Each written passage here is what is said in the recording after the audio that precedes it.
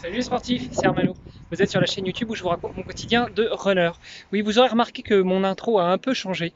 Je ne me définis plus comme un coureur, comme un triathlète, mais à nouveau comme un runner, et voire même peut-être comme un swim runner.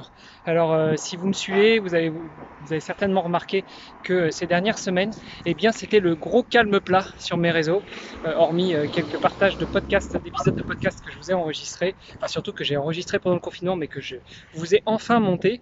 Oui, pourquoi le calme plat? Eh bien parce que il y a 3 semaines, le jeudi 9 juillet exactement, donc 3 semaines moins un jour, pendant une sortie d'entraînement vélo le midi, j'ai eu la désagréable surprise, la désagréable aventure de me faire renverser par un véhicule que j'étais en train de doubler en vélo en pleine bourre et qui s'est décidé à tourner à gauche sans aucune forme d'information, sans clignotant et sans même avoir précédemment freiné. Non, il avait juste levé le pied sur l'accélérateur et laissé la voiture ralentir. Donc aucune information particulière que j'allais pouvoir, enfin que j'allais ou non pouvoir doubler. Bref, il en est ressorti de cet accident, eh bien, tiens, un runner ou une runneuse, un runner, ça fait toujours plaisir à croiser. Il en est ressorti une fracture de la clavicule, donc troisième fois que je casse cette clavicule.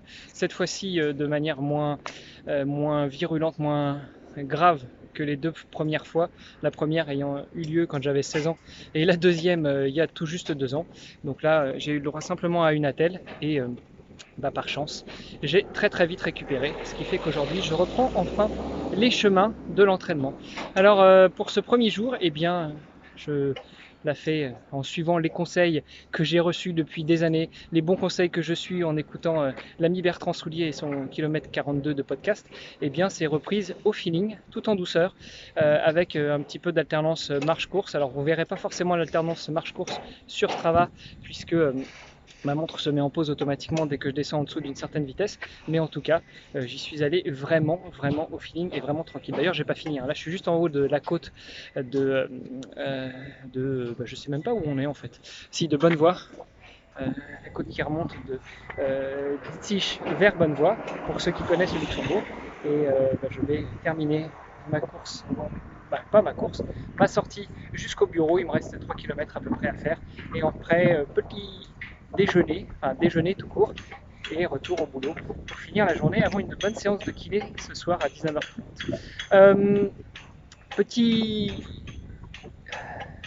oui, petit coucou, petite dédicace, voilà. À toi, le grand Kaiser du Kirchberg, tu te reconnaîtras. Et non, aujourd'hui, je ne dis pas que j'étais trop rapide, que j'étais au-dessus de l'allure que je m'étais fixée, puisque j'ai respecté mon objectif, y aller au feeling. Et j'avoue que j'ai même pas regardé la montre, mais je pense que c'est pas trop mal. Voilà, sur ce, je vous embrasse et je vous dis à demain pour de nouvelles aventures. Salut les sportifs!